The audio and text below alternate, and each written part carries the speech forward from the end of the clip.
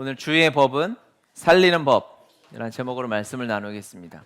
6월절은 성경의 이야기가 중요하죠. 하지만 6월절은 너무너무 중요한 사건입니다. 예수님이 너무 직접적으로 계시되고 예표되는 말씀이 6월절인데요. 그 밤, 6월절 그 밤은 심판이 임하는 밤이죠. 그래서 한편 두렵고 무서운 밤입니다. 사람들이 죽어나가니까요. 그렇죠? 그런데 원래 애굽에는 하나님의 심판이 임하는 것이 맞습니다. 하나님을 떠나간 자는요, 죽을 수밖에 없지요. 심판받을 수밖에 없어요. 6월절은 하나님의 은혜대로 살아날 수 있는 특별한 하나님의 은총의 길이고, 하나님이 우리에게 호의를 베푸신 것이죠. 우리에게 선물로 주신 거예요. 그것을 우리는 은혜라고 표현하죠. 그 전제가 있어요. 애굽에 있는 모든 사람은, 심지어 이스라엘 백성들도 원래는 죽어 마땅한 존재들입니다. 죽었어야 해요. 심판받았어야 해요. 하지만 하나님 당신의 그 엄청난 사랑이 작동해서, 역사해서 이스라엘 백성에게 피할 길을 내어주신 사건입니다. 최근에 우리나라 이제 이 K 컬처가 전 세계를 휩쓸고 있다고 하죠. 넷플릭스라는 그런 이제 OTT 플랫폼에서 오징어 게임이 사람 죽이는 건데, 하여튼 그게 전체 1등을 하더니 최근에는 지옥이라는 그런 드라마가 또 막 1위를 한다고 해요. 전 세계 또 오징어 게임처럼 전 세계 1등은 아니지만 많은 나라에서 한다고 합니다. 그것도 궁금해서 설교 듣고 은혜 받아가지고 오늘은 그걸 정주행해야지 하시면 내일이 와요. 저도 조금 이렇게 빨리 감기로 막 이렇게 해서 내용을 봤는데, 내용을 간단히 스포일러를 하자면, 보지 말라고 스포일러 하는 거예요. 어떤 이상한 괴물 같은 게, 그들은 천사라고 부르는 누군가 나타나서 당신은 3일 뒤 저녁 10시에 죽습니다, 이렇게 예고를 해주는 거죠. 그리고 그 시간이 되면 실제로 사탄들이 나와서 그를 막 죽이는 겁니다. 사람들이 막 무서워하고, 막 그걸로 어떤 사람들은 돈을 벌어먹고 막 이렇게 하는 내용인데, 사람들이 반응할 수밖에 없죠. 모든 사람이 죽음에 대한 두려움이 있고. 그런데 이 지옥이라는 이 컨텐츠 전체는 완전히 사기죠. 잘못된 거죠. 엉터리죠. 왜일까요? 그 드라마에 흐르는 내용은 지옥에 갈 거야 라고 누군가 나타나서 고지 받은 사람, 예고 받은 사람만 죽어서 지옥에 간다 이렇게 하거든요. 그래서 그걸 안 받으려고 착하게 살아서 지옥에 안 가려고 막 이렇게 노력을 하게 돼서 그 마음, 사람들의 두려움을 이용해서 종교를 만들었는데, 그 종교 전 국민의 막 80%가 그 종교를 막 믿게 되고 이런 내용이에요. 거기서 가장 잘못된 것은 무엇이냐면, 그 괴물이 나타나서 당신은 지옥 갈 거야 라고 고지 받은 사람만 지옥 가는 게 아니라 모든 사람이 지옥에 간다는 거죠. 아멘이죠. 두 손 들고 아멘, 할렐루야. 모든 사람이 지옥에 갈 수밖에 없는 존재라는 거예요. 근데 그것을 속이고 있는 거죠. 나는 아닐 거야. 착하게 살면 안 그럴 수 있을 거야. 모든 사람이 지옥에 갑니다. 그리고 그 사람이 지옥에 갈 때 그 모습을 막 되게 무섭게 막 피 흘리고 거의 막 두드려 맞고 해서 지옥으로 끌려가거든요. 그것도 굉장히 잘못된 것이죠. 여러분, 지옥으로 가는 문은요, 굉장히 아름답고 화려하게 꾸며져 있을 것입니다. 사탄은 거짓의 영이에요. 유혹하는 영입니다. 유혹을 더럽게 하는 경우가 있습니까? 굉장히 화려하고 사람 마음에 꽉 들게 하겠죠. 제가 한번 예전에 설교 때도 보여드린 적이 있지만, 사진 한번 보면 아름다운 꽃 중에서 손꼽는 가장 아름다운 꽃의 모습이 나오죠. 이게 무슨 꽃이죠? 양귀비꽃이죠. 그렇게 꽃을 보면 예쁘다고 해요. 그래서 이것을 마약용 아니라 이렇게 그렇게 집에서 이렇게 하는 걸로도 키운다고 하죠. 우리가 진리를 놓치고 있을 때 집에 양귀비라도 하나 키워야 되나? 정신 차려야 되는 거예요. 지옥으로 가는 길은요, 저렇게 아름답게, 저게 마약일 줄 저 맛을 한번 보면 평생 빠져나오기 힘들 만큼의 어려움일 줄 어떻게 알았겠습니까? 그런 사람들에게 하시는 이 성경의 선고가 있죠. 로마서 3장 23절. 모든 사람이 죄를 범하였음에 하나님의 영광에 이르지 못하더니. 다시 같이 한번 읽겠습니다. 모든 사람이 죄를 범하였음에 하나님의 영광에 이르지 못하더니. 아멘. 그냥 단순하게 이 말씀은요, 모든 사람은, 죄인들은 다 지옥 간다 이 말입니다. 하나님의 은혜와 영광을 누릴 수 없다라는 말입니다. 죄 중에 있으면 이 세상에 살아가는 것 같아도, 잘 사는 것 같아도 세상이 주는 그런 마약일 뿐이지 하나님의 영광이 아니라는 거예요. 기쁨을 넘어서, 세상이 주는 그러한 기쁨과 감정의 기쁨의 수준을 넘어서 하나님의 영광을 누리는 삶으로 나아가시길 예수님의 이름으로 축복합니다. 아멘이죠. 그럼 죄란 무엇일까요? 사람들은 흔히 죄를 누구에게 피해주고 내가 잘못 살고 범죄하고 세상의 법을 어기는 것으로 생각하죠. 그것도 완전히 죄에 대한 무지입니다. 너무 잘못된 거예요. 죄는요, 하나님의 뜻대로 살지 않는 것입니다. 아멘이죠. 세상에서 내가 욕 한마디 안 하고요, 남들에게 피해 안 주고 내 전 재산을 사람들을 위해서, 세상을 위해 바치고 심지어 죽어서도 내 장기 기증하고 그렇게 간다 해도 하나님이 그 마음에 하나님의 뜻대로 살지 않으면 그것은 자기 이기심에 불과해요. 모든 재산을 내어줬는데 하나님이 없으면 그 앞에서 너는 이기적이다 라고 심판받게 되는 것입니다. 로마서 1장 21절에서 23절.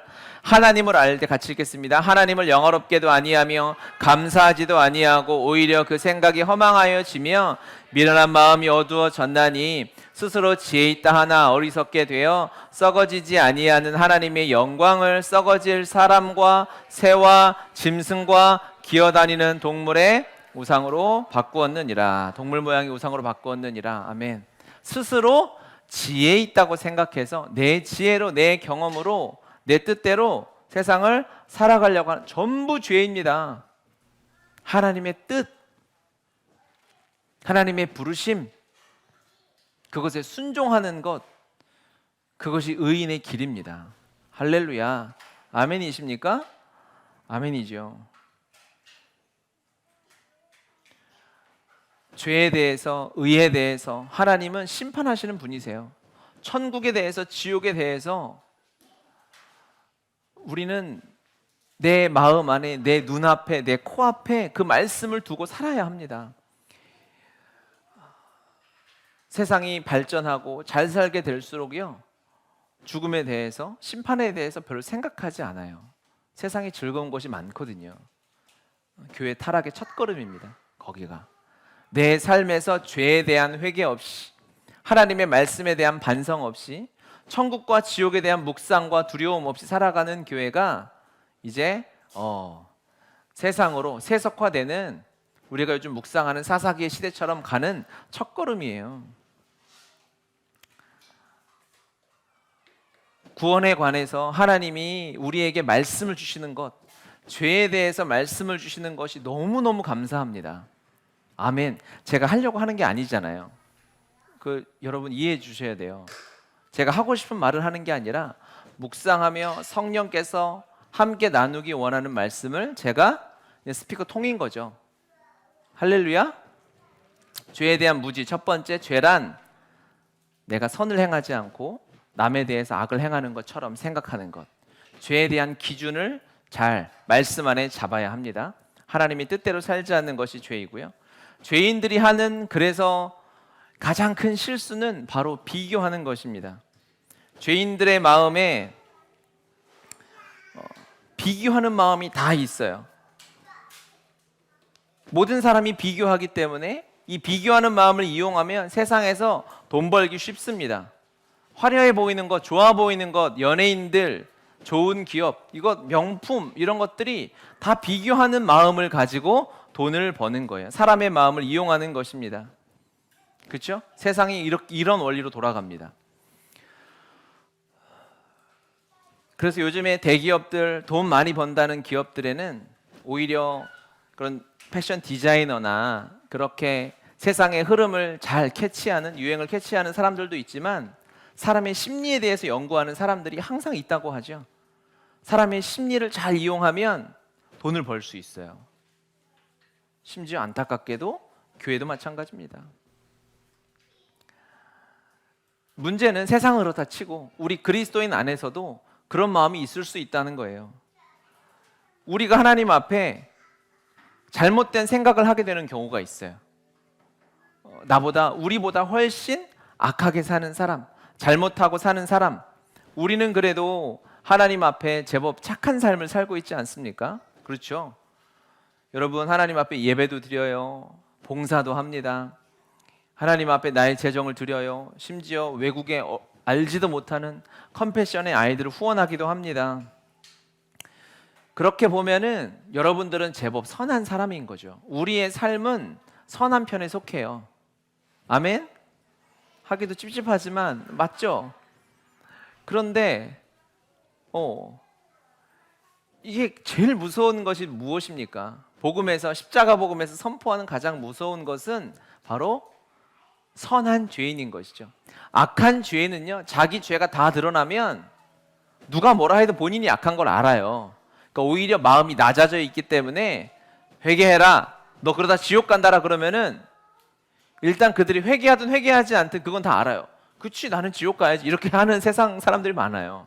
무슨 말인지 알죠? 그런데 예수님을 나의 주인으로 여기지 않고 내 마음대로 내 뜻대로 다 사는데 종교적인 행위는 다 가지고 있는 사람들에게 너 지옥 갈 수 있어, 우리 이렇게 살면 지옥 간다, 이렇게 내 욕심대로 내 뜻대로 하나님을 이용해 먹으면 지옥 갈 거야 라고 이야기하면 진짜 기분 나빠해요. 싸해집니다.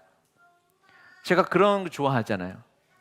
그래서 가는 데마다 죄인에 대해서, 죄에 대해서 막 선포하면 사람들이 막, 지체들이 기분 나빠해요. 아니, 천국 가는 나를 왜 자꾸 지옥에 간다고 해가지고 아멘도 안 하고 빨리 복 받는 얘기하라고 이렇게 눈으로 얘기하고 있어요. 그럴 땐 전 좀 더 해야 되죠. 그렇게 해서 그 진리가 마음에 아멘 될 때까지. 하나님의 의인은요, 하나님의 의를 따라 살아가는 의인은 비교해서 남들보다 잘해서 받는 은혜가 아닙니다. 아멘이죠. 내가 저 사람보다 나아서 헌신을 더 많이 해서 하나님이 나를 의롭다 여기시는 것이 아닙니다. 하나님은 절대로 비교하지 않으십니다. 하나님의 말씀대로, 하나님의 부르심대로, 하나님의 뜻대로 살아가게 하시죠. 그것이 하나님의 의인 것입니다. 쟤보다 네가 더 봉사 많이 했으니, 헌신 많이 했으니, 열심히 했으니 내가 너에게 복을 주겠노라. 하나님은 단 한 번도 그렇게 하시지 않습니다. 하실 수가 없습니다. 하나님은 절대 우리를 비교할 수 없어요. 왜일까요? 왜 그러겠어요? 말을 해보세요. 왜? 하나님이 만드셨거든요. 하나님이 만드시고, 야, 너는 좀 내가 눈을 덜 찢었다, 이렇게 막 해가지고 네가 더 나중에 좀 찢어라 해가지고 쌍꺼풀 하고, 하나님이 그러실 리가 전혀 없는 거예요. 하나님이 완전하신 그분이, 실수라는 것이 해당되지 않는 그분이 여러분 한 사람 한 사람을 가장 완전하게 만들었어요. 그리고 완전한 복음을 주셨어요. 어느 누구로도 비교할 수 없는 일이죠. 다 다른 것입니다. 그렇죠. 그래서 우리가 오늘 했던 하나님 앞에 이 부르심에 대한 고백과 은혜에 대한 고백이 중요한 것입니다. 여러분, 하나님을 만나고 예수님을 내 마음에 구주로 모셔드리고 우리의 마음에 죄인들이나 하는 비교의 마음이 떠나가길 바랍니다. 아멘, 아멘. 하나님의 은혜가 임하면요, 비교하는 마음이 떠나가요. 이 고백을 뭐라고 하냐면요, 여호와는 나의 목자시니 내게 부족함이 없다라고 고백하는 것입니다. 하나님이 내 전부인데 뭘 내가 누구랑 비교해서 잘났니, 소유가 많니, 뭐 하겠습니까? 그렇지 않다는 것입니다. 비교하는 삶은 없습니다. 아멘이십니까? 하나님은 우리의 삶에 완전하고 하나님의 선하심은 여전히 우리의 삶에 살아있기 때문에 그렇습니다. 사진 하나 보여주시면, 제가 우리 단톡방에 한번 올렸었죠. 사진 나와요. 김희아 집사님 사진. 네, 이미 뭐 한 10년 전부터 방송에도 나오시고 이번에 다니엘 기도회 때 설교를 하시면서 제가 한번 들어보시라고 올렸습니다. 들어보신 분도 계실 테고 안 들어보신 분은 꼭 오늘 들어보시기 바랍니다. 태어날 때부터 얼굴에 이런 붉은 반점 같은 걸 가지고 태어났고 오른쪽에는 나중에 암이 발견돼서 그렇게 살아왔는데 부모가 이 집사님을 어렸을 때 버렸습니다. 고아원에서 자랐습니다. 학교를 어떻게 저 모습으로 기쁘게 다닐 수 있었겠어요? 길거리를 한번 마음껏 다닐 수 있었겠습니까? 그런데 이 집사님이 쓰신 책의 제목이 뭐냐면 내 이름은 이쁜 여자입니다. 너무 아멘 아닙니까? 이거를 거부하면 하나님에게 삿대질하는 거예요. 하나님 내 삶은 왜 그러냐고, 내 얼굴은 왜 그러냐고. 하나님 이 집사님 보고 뭐라고 하시겠어요? 하나님이 얼마나 기뻐하시겠어요? 얼마나 아름답게 생각하시겠어요? 사진 넘겨주세요. 이따가 또 한번 다시 보여드릴게요. 주님을 만나고 이분의 삶의 감사가 회복됐어요. 주님을 만나고 하나님이 완전하시다라는 것이 이 집사님의 삶에서 말로 고백으로 나오기 시작했어요.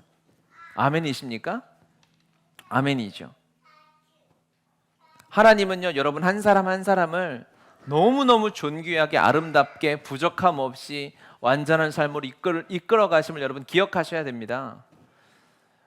어제 찬양을 하면서 와, 이런 기가 막힌 찬양이 있구나 라고 생각하고 한번 제가 여기서 혼자 율동하면서 하고 싶었는데 여러분들이 또 은혜를 쫓아낼 것 같아서 한번 보겠습니다. 날만 드심이라라는 찬양인데 틀어주세요.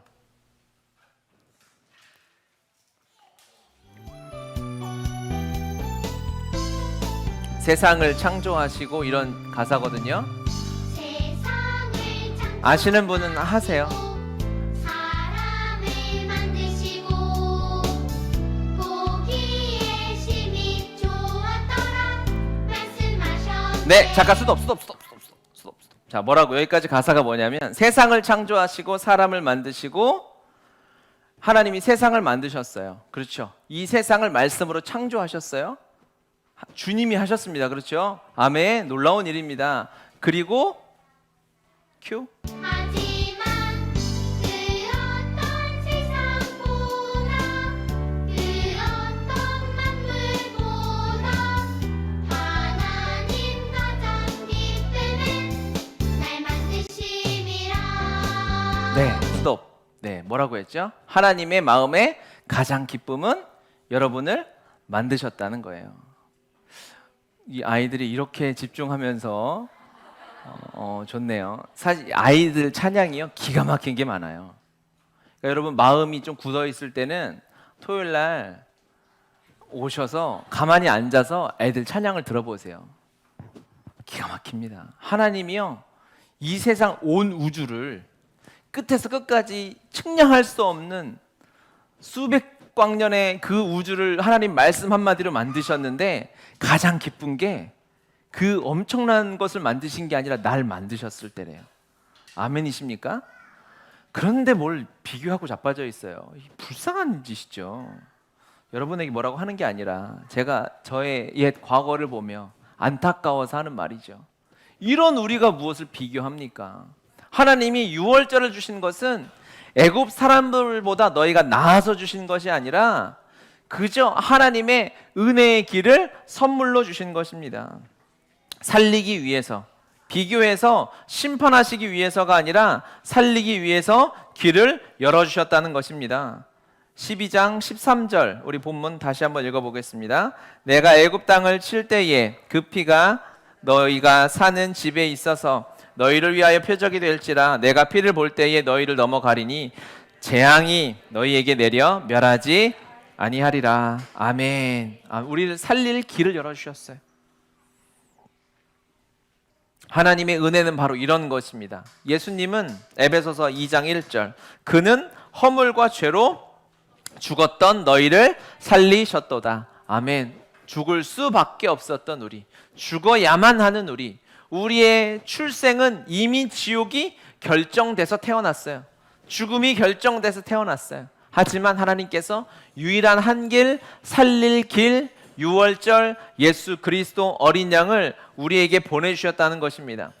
요한복음 5장 24절 25절 내가 진실로 진실로 너희에게 이르노니 내 말을 듣고 또 나 보내시리를 믿는 자는 영생을 얻었고 심판에 이르지 아니하나니 하나님의 아들의 음성을 들을 때가 오나니 곧 이때라. 듣는 자는 살아나리라. 아멘. 아멘. 하나님 우리를 살리기 위해서 여러분 그러면 보십시오. 이제 10번째 재앙이잖아요. 10번째 재앙에서 제가 지난주 설교 기억하시죠? 구원받는 길이 어려운 길이라고 해서 쉬운 길이라고 그랬어요. 이거는 문제 유출이라고 했잖아요. 기억나세요? 제가 막 수능 얘기하면서 야 이런 시험을 못 치면 이건 돌탱이 막 얘기했잖아요. 9가지 재앙을 다 주고 10가지 재앙을 예언했어요. 하나님 이렇게 하실 거라고. 그런데 이걸 못 풀면 안 되죠.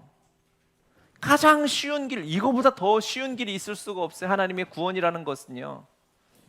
아멘이십니까?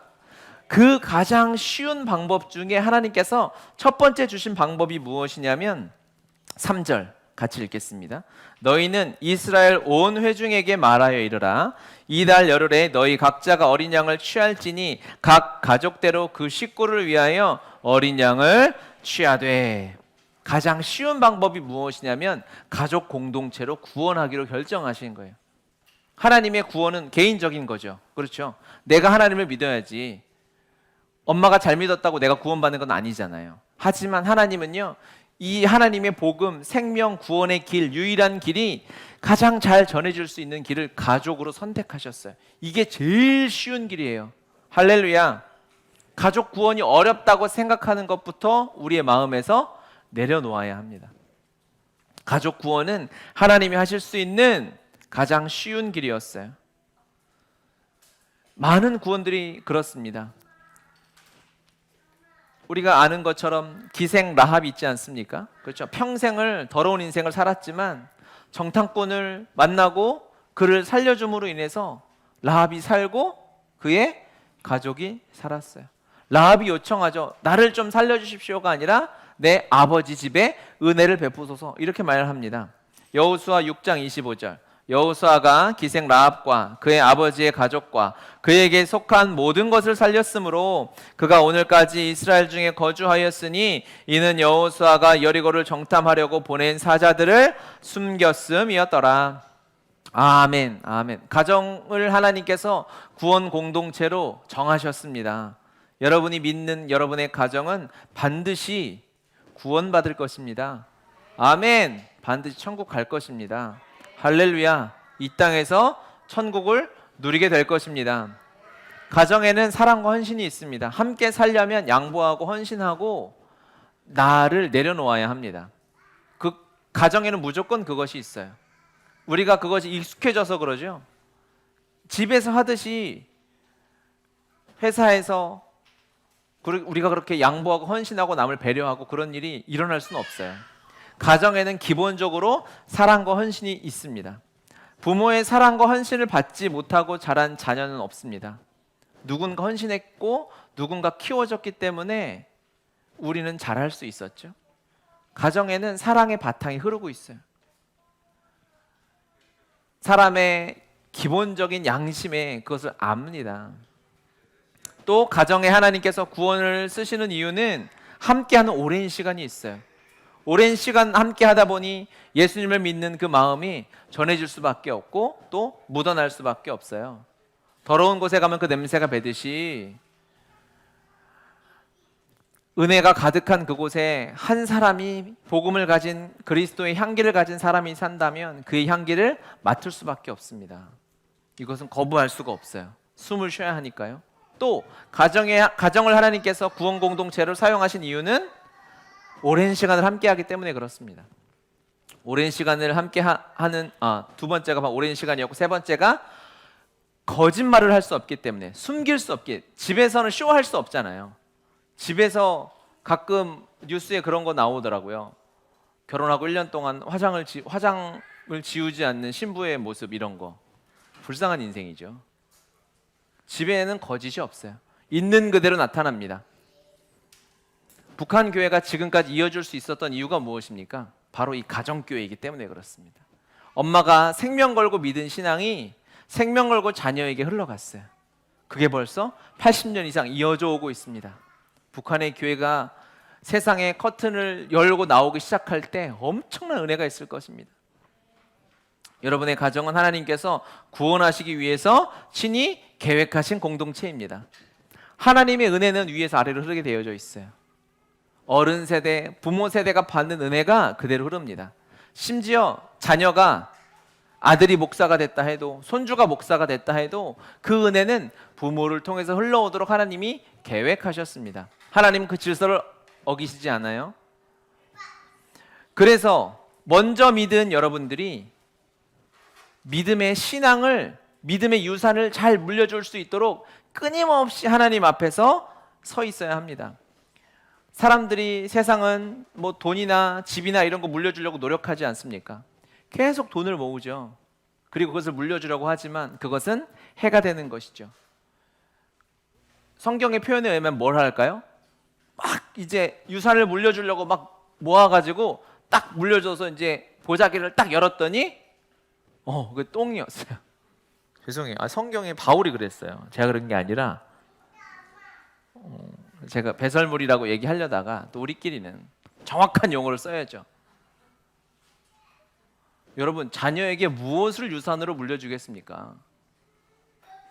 똥을 주겠습니까? 아니면 은혜와 하나님이 주신 이 감사를 물려주겠습니까?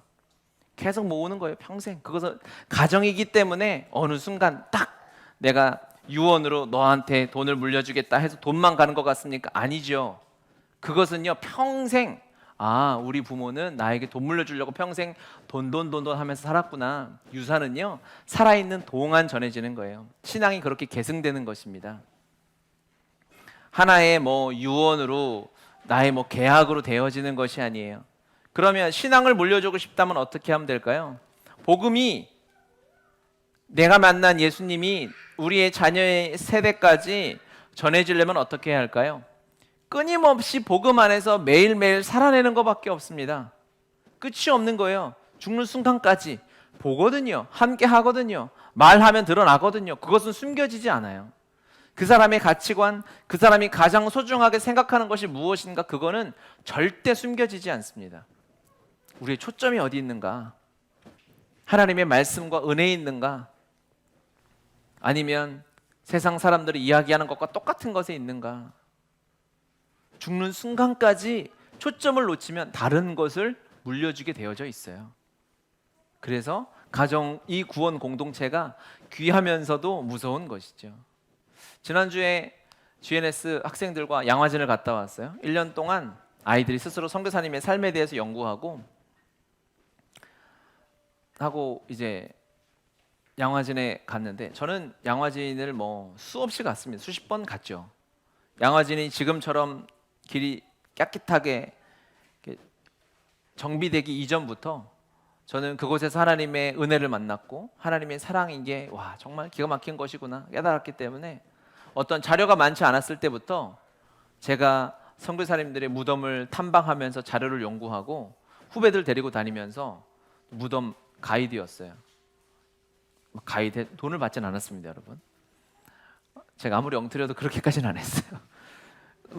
이 은혜가 있다 막 설명해주고 했는데, 이제 나중에 이제 한국교회 100주년 기념 사업해서 이제 그걸 만들고 100주년 기념교회에서 다 이렇게 했는데, 어쨌든 제가 말하려는 건 참 많이 갔습니다. 많은 무덤들을 다 봤는데, 이번에 가서 깜짝 놀란, 제 진짜 워너비 안에 들어가는 무덤을 하나 만났어요. 전 무덤을 사랑하는데 우리 다 죽을 거니까, 그렇죠? 그 무덤이 하나가, 사진 보여주시면, 젠센 선교사님의 이 가족 묘였습니다. 여기 잘 보시면, 여기 선교사님 사모님이죠. 어쨌든 부인 되신 선교사님이 보세요. 94년에 태어났는데 98년에 돌아가셨어요. 98년이면은 여러분 얼마 아니었었어요. 같이 살았던 분이에요, 우리 시대를. 그렇죠? 제가 대학을 97년도에 갔으니까 대학교 2학년 때 돌아가신 분이거든요. 이 선교사님이 우리 나이로 95세까지 복음을 전하고 하나님의 사랑을 나누며 살았어요. 물론 마지막 노년은 한국에 계시진 않았더라고요. 자료를 찾아보니까. 왜 한국인 교회가 너무 커서 선교사가 필요가 없으니까 고국으로 돌아가서 선교 동원 훈련을 계속 하신 거예요. 돌아가실 때까지. 남편 선교사님은 60년대 후반에 이 땅에 한국에 이 선교사님이 언제 오셨냐면 적어놨는데 날라가 버렸네. 삐룩삐룩삐룩삐룩. 기억이 좀 났어요. 1929년 정도에 오셨어요. 조금 틀리면 나중에 찾아보세요. 10년 동안 사역을 했는데 그때 일제 치하가 너무 심해, 일제 강점기 동안 다시 이제 유럽에서 태어나서 미국의 코넬 대학을 나오시고 보스턴 대학에서 신학을 하시고 공부 잘했던 분이에요. 기가 막힌 이 엘리트입니다, 엘리트. 사역을 하시고 박해가 너무 심하니까 돌아가셨어요. 돌아가셨는데 해방이 되자마자 바로 오셨어요. 근데 해방이 있고 5년 뒤에 우리나라에 전쟁이 터졌죠. 전쟁이 터진 날 개성에서 북한군의 포로가 돼서 3년 동안 포로로 잡혀 계셨어요. 그리고 3년 만에 전쟁이 끝나기 직전에 막 포로 교환 이런 거 많이 했었거든요, 그때. 그러면서 포로로 풀려나서 미국에 돌아가셨다가 전쟁이 끝났다는 소식을 듣고 1년 만에 또 들어오셨어요. 그러니까 하나님의 사랑은 와, 정말 이게 진짜 희한해요. 이걸 어떻게 설명할 수 있을까요? 그리고 이 땅에서 사역하시다가 결국 생명까지 하나님 앞에 다 드리고 양화진에 묻혀 계시는 거예요. 내년 봄에 우리 다 같이 또 양화진에 매년 가려고 이번에 다짐을 하고 왔어요. 그동안 왜 안 갔지? 내가 막 왜 이 은혜에 저는 1년에 한두 번씩 꼭 가거든요. 정신 못 차릴 때 꼭 가서 이렇게 서 있으면 엄청 쫄아서 와요. 진짜 잘 살자 생각이 들 수밖에 없는 믿음의 사람들의 삶이 고스란히 담겨 있는데, 제가 이 사진을 보여드린 이유는 95세가 돼서 돌아가시는 순간까지 주님을 전하고 선교 사역을 하면서 살아갔다는 거예요.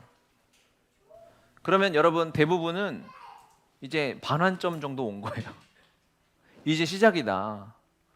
그래서 저는 그동안 너무 열심히 해서 이런 얘기는 다 이렇게 꿀꺽 삼키고, 예배 시간이니까 단어를 온화한 걸 써야죠. 삼키고 이제 시작이고, 또 우리 권사님과 집사님도 30년이 최소한 남았다 이렇게 기준으로 보면, 그러면 뭐 이게 핑계 댈 게 없어요. 이제 출발이에요. 그냥 주님 안에 그냥 신생아처럼 청년처럼 하나님 안에서 다시 믿음의 시작을, 믿음의 싸움을 싸워 나가야 한다는 것이죠. 그것이 우리의 다음 세대의 믿음으로 전해지는 것입니다. 나의 영적인 자녀들에게 믿음으로 전해지는 것임을 기억하시길 바랍니다. 아멘. 또 가정 공동체, 가정의 구원이 중요한 이유는 가정 안에 사랑이 있고 부모와 자녀 간의 관계가 올바로 서 있지 않으면 그 밤에 지금 우리나라도 중2병이 문제잖아요. 그렇죠? 중학생 애들은 여러분 혹시 만나면 도망가십시오. 농담이고 복음을 전해야죠. 그때도 다 사람이 사춘기가 있잖아요. 그 밤에 하나님 모세가 말씀할, 야, 오늘 밤에 모여서 우리가 어린 양을 우리 수대로 잡아먹고 해야지, 이 밤에 여기 심판이 지나가는데 너 나가면 너 죽는 거야 라고 했는데 중2짜리가 하나 있는 거지. 에? 오늘 안 돼. 오늘 PC방 가야 돼. 걔는 그날 죽는 거예요. 부모와 자녀와의 관계가 올바로 순종과 사랑의 관계가 맺어져 있지 않으면 아이가 그냥 방황하는 정도로 끝나면 감사한 거지 죽을 수 있는 거죠. 지금부터 믿음으로 다음 세대를 양육하는 일을 소홀히 해서는 안 됩니다. 아멘이죠? 아멘. 4절, 이 얘기 더 다음에 계속 하기로 하고 4절 읽겠습니다. 그 어린 양에 대하여 식구가 너무 적으면 그 집의 이웃과 함께 사람의 수를 따라서 하나를 취하며 각 사람이 먹을 수 있는 분량에 따라서 너희 어린 양을 계산할 것이며. 이웃이 나오죠. 가족은 그 가족만 잘해서 되는 것이 아닙니다. 결코 그렇게 되지 않죠. 이웃과 함께 연합해서 이 어려운 심판의 시간을 이겨내야 하는 것입니다. 그 두려운 밤에 한 가정이 혼자 있을 때가 마음이 편할까요? 아니면 두 가정, 세 가정이 모여서 서로 의지할 때가 힘이 날까요? 당연히 혼자 있으면, 한 가정만 있으면 힘들죠. 두렵죠. 바로 하나님께서 여기서 교회의 모습을 보여주는 것입니다. 혼자서는 안 되죠. 연합해야 해야죠. 가정끼리 연합하고 사랑해야 합니다. 서로 다른 가정을 돌보는 것이 나를 살리는 길이에요. 이 가정이 한 가정이 있다고 쳐봅시다. 또 예를 들어서 그런데 자녀가 별로 없어요. 또 애들이 입이 짧아. 그래서 어린 양을 다 해결할 수가 없는 거예요. 그런데 옆집들하고 막 어제 치고받고 싸우고, 이 집하고 층간 소음 때문에 싸우고, 이 집하고는 주차 때문에 싸우고 막 그랬는데 이 밤이 됐으면 어떡해요? 혼자 외톨이가 돼서 이 두려운 밤을 살지 죽을지 고민하면서 또 두렵게 지나가는 거거든요. 하나님이 허락해 주신 이웃들, 우리 집의 이웃들, 또 교회 공동체의 이웃들 함께 진정한 연합과 교회가 이루어져 있어야 우리가 구원받는 공동체로 살아갈 수 있다는 것을 여러분 기억하시길 바랍니다. 아멘이죠. 아멘이죠. 아멘. 말씀을 마무리하고 같이 기도하기 원하는데요. 사사기 타락의 출발이 어디, 우리가 계속 사사기 묵상하죠. 이제 내일부터 또 이제 우리 사사기로 계속해서 이제 삼손이 등장하기 시작하는데 새벽 예배 계속 하고 큐티 하잖아요. 사사기 타락의 출발점은 부모 세대의 신앙을 다음 세대에 전수하지 못했던 것이에요. 아주 단순합니다. 내가 만난 하나님 제대로 만나고 온전히 경험하지 못했기 때문에 그 신앙이 다음 세대에 전수되지 못했던 것입니다. 여러분, 지금 믿는 여러분들이 철저하게 예배의 삶을 살아야 합니다. 기도의 삶을 사수해야 합니다. 신앙은요, 말로 전수되지 않아요. 삶으로 전수되는 것이죠. 그렇죠? 그리고 하나님이 받은 은혜를 항상 기억해야 해요. 은혜가 임하면 그 은혜는 어떻게 드러나게 될까요? 은혜가 임한 곳에는 은혜가 딱 떨어지면 튀는 파편은 감사죠. 은혜가 임하면 감사가 막 넘쳐나게 됩니다. 은혜를 받았는지 어찌 감사가 안 나오겠어요? 우리 입으로 드리는 감사가 어떻게 안 나오겠어요? 은혜를 받았는데. 저는 이 올 한 해를 우리가 감사하는 한 해로 보내면서 더 확실해졌어요. 아, 자녀 세대에, 다음 세대에 나의 영적인 순원들의 감사하는 삶만 살면 되겠구나.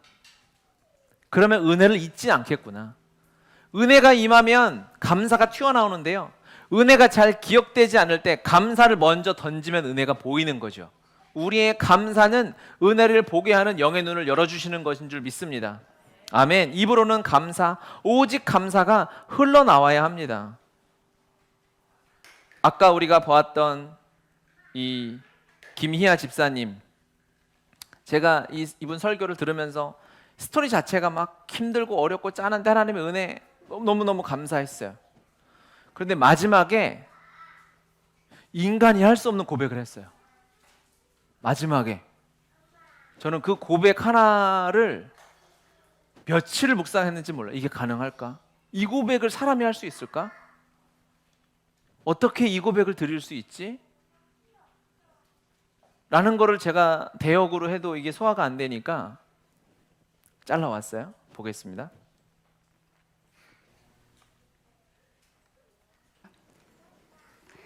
제 삶의 아픔과 고통은 더 많은 감사를 고백하게 했고, 감사할수록 이 인생이 비천한 인생이 아니라 행복한 인생임을 알게 해주었습니다. 어제 집에서 간증을 들으면서 박성현 교수님의 간증 제목을 생각했습니다. 나에게 달란트는 무엇일까? 어릴 때부터 이런 생각을 했습니다. 나에게 달란트는 고난이 달란트다라는 생각을 했습니다. 하나님의 은혜로 고난이 축복이 되는 역전을 만들어 주셔서 이렇게 못생겼지만 간증을 마치는 이 시간에 제가 예쁘게 변하지 않았나요? 제 얼굴에 고맙습니다.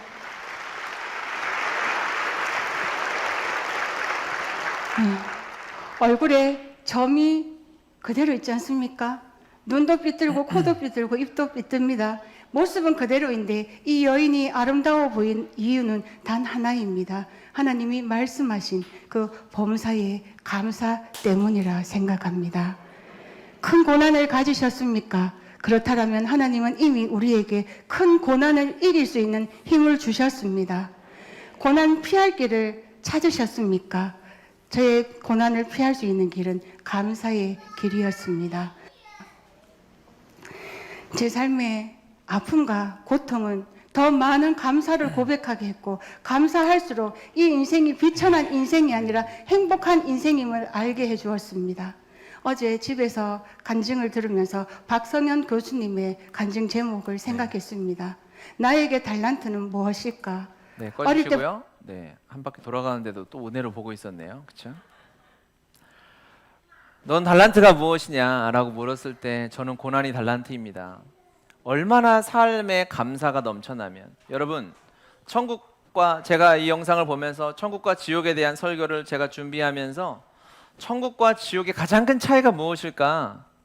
아, 지옥에는 절대로 감사가 있을 수 없겠구나. 그렇잖아요. 지옥에 간 사람이 흉내라도 감사라는 말을 할 수가 없거든요. 거기는 감사가 허용되지 않는 것이거든요. 그렇죠? 동의하시죠? 동의해 주세요. 이제 끝났어요. 그렇죠? 그러면 천국에는 감사가 넘치겠죠. 거기서 하나님의 은혜를 깨달았어요. 아, 내 삶이 힘들고 어렵고 답답하고, 우리가 매 순간 그러지 않아도 그렇게 막 우울할 때, 지옥 같은 마음이 들 때, 답답할 때, 그런 마음이 들 때 있지 않습니까? 그때 그 마음을 천국으로 바꾸는 길은 감사구나. 지옥에는 감사가 없어요. 내가 감사를 선포하는 순간 그곳은 천국이 되는 줄 믿습니다. 우리 함께 기도합시다.